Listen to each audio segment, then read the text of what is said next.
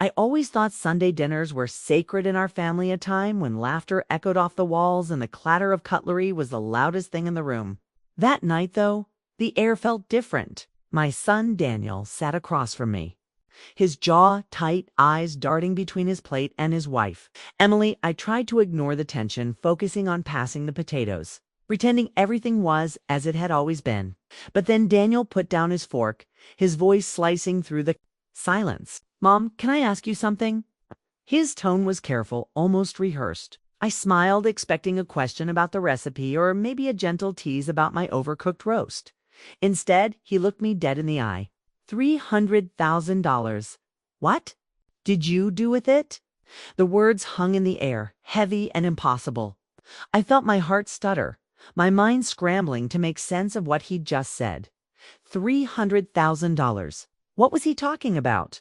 I glanced at Emily, hoping for a clue, but she had gone pale, her hands trembling as she gripped her napkin. For a moment, no one moved. The only sound was the ticking of the old clock on the wall, suddenly unbearably loud. I opened my mouth, but nothing came out. My mind raced. Was this some kind of joke? But Daniel's face was stone, and Emily looked like she might burst into tears. I had no idea what was coming next, but I knew in that instant that nothing about our family would ever be the same. It's strange how a single question can make you reevaluate everything you thought you knew about your own life. As I sat there, stunned by Daniel's accusation, my mind drifted back to the years when trust was the foundation of our family, not suspicion. Daniel was always my golden boy.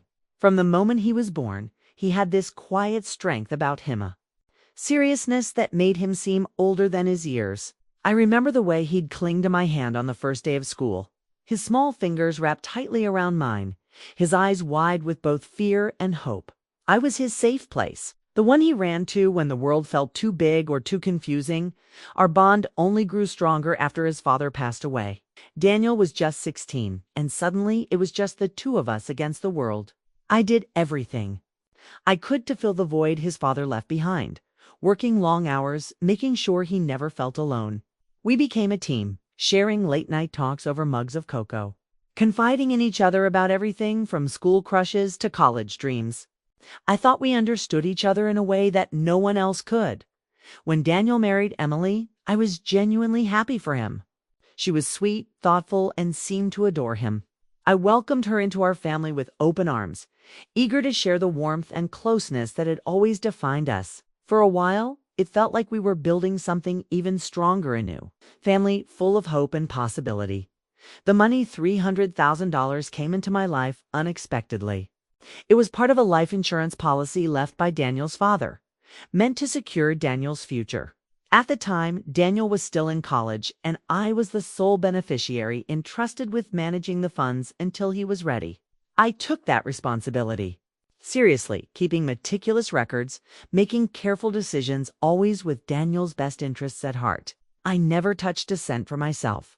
Every choice I made was about protecting him, about honoring the promise I made to his father on his deathbed: take care of our boy. For years, there was never any question of trust. Daniel knew about the money, but he never asked for details. He trusted me, just as I trusted him. We talked about his future, his plans, and I assured him the money would be there when he needed it, whether for a house, a business, or a rainy day. I thought I was doing the right thing, being a good mother, safeguarding his inheritance until the time was right. But somewhere along the way, something changed. Maybe it was the pressures of adulthood, or the subtle influence of Emily, who always seemed a little wary of me, despite my efforts to make her feel welcome. Maybe it was just the natural distance that grows between parents and children as they build their own lives. Whatever the reason, the warmth that once defined our family began to cool, replaced by a tension I couldn't quite name. Now, sitting at that dinner table, I could feel the chasm between USA, gulf of suspicion and hurt that I never saw coming. The trust that once felt unbreakable now seemed as fragile as glass.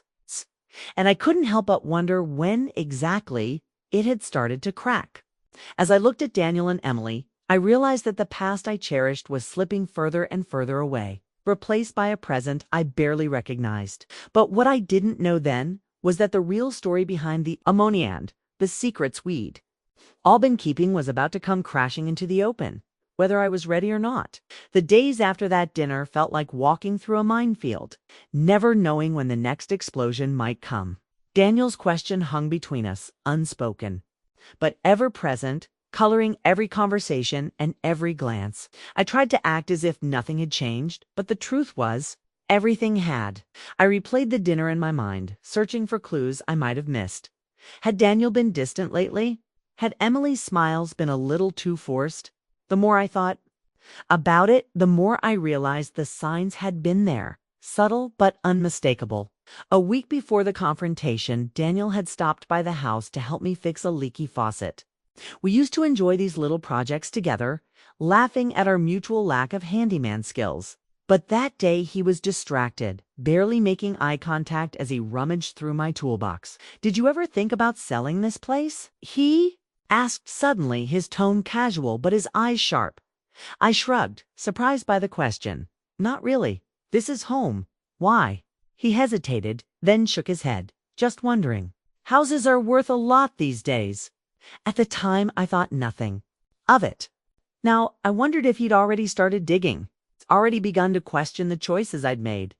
Emily, too, had changed. She used to call me for recipes or advice about Daniel's favorite meals. Lately, her calls had dwindled to nothing, replaced by stiff, polite texts. When we did see each other, she seemed nervous, her laughter brittle, her eyes darting away from mine. One afternoon, I stopped by their house with a batch of cookies, hoping to bridge the growing distance. Emily answered the door, her smile tight. "Oh, thank you, Linda," she said, taking the container from my hands. "We're actually just heading out." Caught a glimpse of Daniel in the hallway, his back turned, shoulders tense. "Everything okay?" I asked, trying to keep my voice light. Emily hesitated, then nodded. "Just busy, you know." But I could see the worry in her eyes, the way she clutched the cookies like a shield. I left feeling more alone than ever. The flashbacks came in waves, memories of Daniel as a boy, running to me with scraped knees, trusting me to make everything better. Now he barely looked at me, his words clipped and formal. I tried to reach out, sending him a text. "Let's talk soon. I miss you." He replied hours later. A simple, "Sure, Mom." At work, I found myself distracted, replaying every conversation, every decision I'd made about the money. Had I missed something? Had I made a mistake? The anxiety gnawed at me, making it hard to sleep, hard to eat. One evening, I overheard Daniel and Emily arguing in their driveway. Their voices were low, but the tension was unmistakable. "You said you'd talk to her," Emily whispered, her voice trembling. "I did," Daniel replied, frustration edging his words. "She says she doesn't know what I'm talking about." Emily. Sigh, maybe there's more to it. Maybe she's hiding something. I stood in the shadows, my heart pounding. Was this what they thought of me? That I was a liar? A thief? Asterisk, the next time we were together, Daniel barely spoke, his eyes fixed on his phone. Emily tried to make small talk, but her words felt forced, her laughter hollow.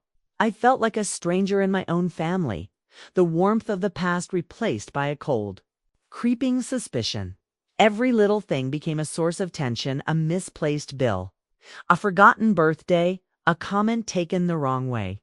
The trust that once bound us together was unraveling, thread by thread, replaced by a growing sense of resentment and fear. I wanted to scream, to demand answers, to make them see that I was still the same person I'd always been. But the words, caught in my throat, choked by the weight of everything left unsaid. And all the while the question lingered. What did you do with the money? The answer, I realized, was more complicated than any of us wanted to admit.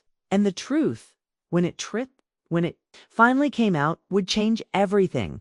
Asterisk, it was a rainy Thursday evening when everything finally boiled over. The sky was heavy and gray, the kind of weather that always made me feel a little raw, a little exposed. I was in the kitchen, half listening to the radio, when I heard the front door open and close with more force than usual. Daniel and Emily had let themselves in, unannounced, a rare occurrence these days. I wiped my hands on a towel, bracing myself. "Hey, you two, everything okay?" Daniel didn't answer right away. He stood in the doorway, his face set in a way I hadn't seen since he was a teenager. Emily hovered behind him, her arms crossed tightly over her chest, eyes red-rimmed as if she'd been crying. "Mom, we need to talk," Daniel said, his voice low but urgent. I nodded, trying to keep my own voice steady. "Of course. What's going on?" He walked into the living room, motioning for me to follow. Emily trailed after us, silent and tense. We sat, the three of us, in the same room where we'd celebrated birthdays and holidays. But now the air was thick with accusation. Daniel pulled a folder from his bag and set it on the coffee table. "I've been looking into Dad's life insurance policy," he began, his eyes never leaving mine. "The one you were in charge of after he died." My heart thudded in my chest. "Yes, I remember. I told you about it years ago." Kay nodded. Flipping open the folder, "You said you were keeping it safe for me, that it would be there when I needed it. But when I called the insurance company last week, they told me the account was closed. The money's gone, Mom. All of it." I felt the blood drain from my face. "Daniel, he cut me off," his voice rising. $300,000. "Mom, that was supposed to be for my future, for Emily and me. What did you do with it?" Emily's voice was barely a whisper. "We just want to understand, please." I looked at them, my son and his wife, both so hurt, so angry. I wanted to reach out to comfort them, but I could see the wall between us, higher than ever. "Ah!" I took a shaky breath, searching for the right words. "I never spent that money on myself," I said, my voice trembling. "Every decision I made was for you, Daniel. After your father died, I was terrified. I didn't know how to manage that kind of money. I put it in a trust, just like the lawyer advised.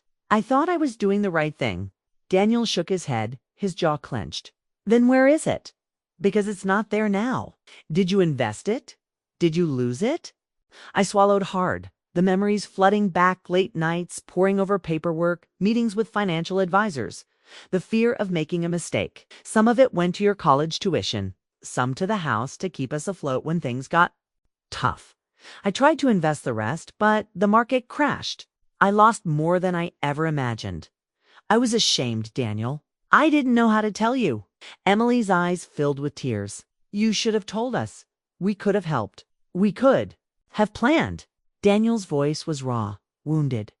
"You lied to me, Mom, all these years. You let me believe the money was safe. You let me build my life around a promise that wasn't real." I felt the weight of his words like a physical blow. "I'm so sorry," I whispered. "I thought I could fix it before you ever needed to know. I thought I could make it right." The room was silent except for the sound of rain against the windows. Emily reached for Daniel's hand, but he pulled away, his face a mask of betrayal. "I don't know if I can forgive you," said quietly. I looked at my son, my heart breaking, and realized that the truth I'd tried so hard to protect was the very thing tearing us apart. But what Daniel didn't know, what neither of them knew, was that there was more to the story. A secret I'd kept even from myself, buried deep beneath years of guilt and fear. And as I sat there, watching my family unravel, I knew that the real truth about the $300,000 was about to come out. Whether I was ready or not, the days that followed felt like living in the aftermath of a storm. Everything familiar was appended, and nothing felt safe anymore. Word of our confrontation spread quickly through the family, as these things always do. My sister Carol called the next morning, her voice sharp with concern. "Linda, what's going on? Daniel just called me in tears. He says you lost his inheritance. Is that true?" I tried to explain, but my words sounded hollow, even to my own ears. "It's not that simple, Carol. I made mistakes, but I never meant to hurt him. I was trying to do what was best." She sighed, her disappointment palpable. "You should have told him, Linda. Secrets always come out." By the end of the week, the lines had been drawn. Carol and my brother-in-law sided with Daniel, insisting that I'd betrayed his trust. My niece, who'd always been close to me, sent a carefully worded text. "I love you, Aunt Linda, but I think Daniel deserves answers." Even my own mother, frail and forgetful, called to ask, "Did you really lose all that money, honey?" The shame in her voice stung more than I expected, but not everyone turned away. My old friend Marcia came by with a casserole and a hug. "You did what you thought was right," she said, squeezing my hand. We all make mistakes. Don't let them make you the villain in your own story. Her kindness was a balm, but it couldn't fill the emptiness left by my family's anger. Daniel, meanwhile, stopped answering my calls. Emily sent a single text. We need space. I respected their wishes, but the silence was suffocating. I replayed every conversation, every decision, wondering where I'd gone wrong. The house felt colder, emptier, as if the warmth of our family had been sucked out, leaving only echoes of laughter and love. Old wounds, long buried, began to resurface. Carol reminded me of the time I'd borrowed money from her and taken months to pay it back. My mother brought up the years I'd struggled after my divorce, hinting that maybe I'd never been good with money. Even Marcia, in her gentle way, asked if I'd ever considered that my need to protect Daniel had actually hurt him more. Asterisk. The contrast between those who believed in my intentions and those who doubted me was stark. Marcia and a few close friends urged me to forgive myself, to remember all the sacrifices I'd made. But the voices of doubt were louder, echoing in my mind late at night when sleep wouldn't come. I found myself isolated, not just from Daniel and Emily, but from the life I built around them. I missed the small things, the texts from Daniel about his day, Emily's questions about recipes, the easy laughter we used to share. Now every interaction was strained, every word weighed down by suspicion and pain. One evening, I saw Daniel's car parked outside Carol's house. I watched from my window as he hugged her, his shoulders shaking with sobs. I wanted to run to him, to hold him like I did when he was a boy, but I knew I wasn't welcome. The distance between us felt insurmountable.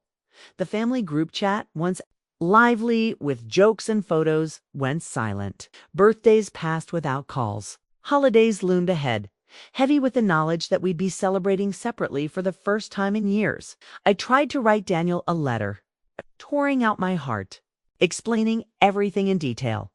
But every draft felt inadequate, every word a reminder of how much I'd lost. I left the letter unfinished, tucked away in a drawer, unsure if he'd ever want to read it. The fracture in our family was more than just about money, was about trust, about the stories we tell ourselves to survive, and the secrets we keep to protect the ones we love. I was left alone with my regrets, wondering if there was any way back from the damage I'd done. But even as I sat in the quiet of my empty house, I couldn't shake the feeling that the story wasn't over. There was still a truth I hadn't told, a truth that might change everything, if only I could find the courage to share it. I hit rock bottom on a Tuesday afternoon, sitting alone at the kitchen table, staring at the stack of unopened mail. The house was silent except for the hum of the refrigerator, and I realized I hadn't spoken to anyone in days. The loneliness was suffocating, but beneath it, a stubborn ember of resolve began to burn. I couldn't let things end like this. Nah, with Daniel, not with my family. If I was going to be judged, I wanted it to be for the truth, not for the shadows of misunderstanding and shame. Asterisk, I started by digging through old files, determined to piece together every decision I'd made with the money. I found bank statements, trust documents, letters from the insurance company, and notes from meetings with a financial advisor. As I sorted through the paperwork, the memories came flooding back. How terrified I'd been of making a mistake. How desperately I'd wanted to honor Daniel's father's wishes. I saw in black and white the tuition payments, the mortgage checks, the investments that had seemed so safe at the time. I also saw the losses, the moments when I should have asked for help, but was too proud or too afraid for the first time. I allowed myself to truly confront my mistakes. I'd been so focused on protecting Daniel that I'd forgotten to trust him with the truth. I'd let my fear of disappointing him become a wall between us. The realization was painful, but it was also freeing. I couldn't change the past, but I could own it. Asterisk, with trembling hands, I organized everything into a binder, every receipt, every letter, every painful admission. I wrote a letter to Daniel, not as his mother trying to justify herself, but as a flawed human being asking for understanding. I told him everything. The fear, the confusion, the hope that I could fix things before he ever had to know. I apologized for my silence, for the trust I'd broken, for the pain I'd caused. Then, heart pounding, I called him. The phone rang so many times I thought he wouldn't answer, but finally his voice came through, wary and tired. Mom, Daniel, please. I know you're angry, and you have every right to be. But I need you to hear me out. I have everything here, every document, every decision. I want you to see it all. I want you to know the truth, even if it hurts. There was a long pause. I could hear Emily's voice in the background, soft and uncertain. Finally, Daniel spoke. Okay, I'll come by tomorrow. I hung up, my hands shaking, unsure if I'd done the right thing. The outcome was still uncertain. Maybe Daniel would never forgive me. Maybe the damage was too deep. But for the first time in months, I felt a glimmer of hope. I was done hiding. I was ready to face whatever came next, no matter how painful, as I waited for Daniel to arrive. I realized that this was the moment that would define us, not the mistakes, but the courage to face them together. And though I didn't know what the future held, I knew I was finally ready to fight for my family and for the truth. Daniel arrived the next afternoon, his face drawn and guarded, Emily close behind him. I greeted them at the door, my binder clutched to my chest like a shield. We sat at the kitchen table, the same place where so many of our family's memories had been made and now, where so much had been broken. I slid the binder across the table. Everything is here, I said quietly. I want you to see for yourself. I want you to ask me anything. Daniel opened the binder, flipping through the pages in silence. Emily leaned in, her hand resting gently on his arm. I watched their faces as they read confusion, then realization, then a deep, aching sadness. I answered every question, no matter how painful. I explained the tuition payments, the mortgage, the investments that had seemed so promising but had crumbled in, the recession. I showed them the letters from the financial advisor. It's the desperate emails I'd sent when things started to go wrong. I should have told you sooner, I said, my voice trembling. I was ashamed. I thought I could fix it before you ever had to know. I never wanted to hurt you. Daniel was silent for a long time. Finally, he looked up, his eyes shining with unshed tears. I wish you'd trusted me, Mom. I wish you'd let me help. Emily squeezed his hand. We can't change what happened, but at least now we know the truth. There was a long, heavy pause. I braced myself for anger, for blame, but instead, Daniel reached across the table and took my hand.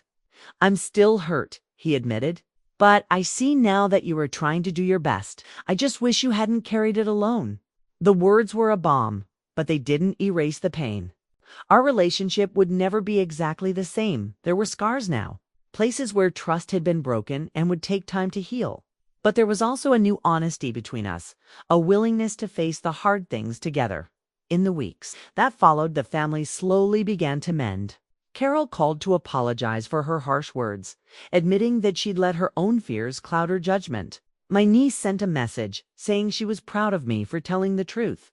Even my mother, in her gentle way, told me she understood why I'd tried to protect Daniel. Even if it had backfired, not everything was fixed. There were still awkward silences, still moments when the old wounds ached. But there were also new, beginning Sunday dinners where laughter returned, tentative but real. Daniel and Emily started talking about their own plans for the future. I promised to support them, not by holding on, but by letting go. The truth about the $300,000 had changed us, but it hadn't destroyed us. We were different, now wiser. Maybe a little more cautious, but still a family. And as I watched Daniel and Emily leave that day, hand in hand, I felt something I hadn't felt in a long time. Hope. Hope that even after the worst storms, it's possible to rebuild. It's one honest conversation at a time. Looking back, I realize how easy it is to let fear and pride build walls between the people we love most. I thought I was protecting Daniel by carrying the burden alone, but in truth, I was only isolating both of us. Secrets, even those kept with the best intentions, have a way of festering in the dark. They grow heavier with time, till they finally break us open in ways we never expected. I've learned that trust isn't just about keeping promises. It's about being vulnerable enough to share our failures and fears. Forgiveness, too, is a process, not a single moment. Something we have to choose, again and again, even when the hurt lingers. I'm still learning to forgive myself, to accept that I did the best I could with what I knew, and to let go of the guilt that kept me silent for so long. If you're holding on to a secret, or if you're afraid to tell the truth to someone you love, I hope my story gives you the courage to open up. Honesty can be terrifying, but it's also the first step toward real healing. Families are messy, complicated, and sometimes broken, but they can also be resilient. We can rebuild, even after trust is shattered, if we're willing to face the truth together. As for me, I'm still on that journey. There are days when the past feels too heavy, and days when hope feels fragile. But I know now that I'm not alone. And if you're struggling with your own family secrets or betrayals, I want you to know you're not alone either. Healing is possible, even if it takes time. And who knows? Sometimes the most unexpected questions lead us to the answers and the connections we need most. But that's a story for another day.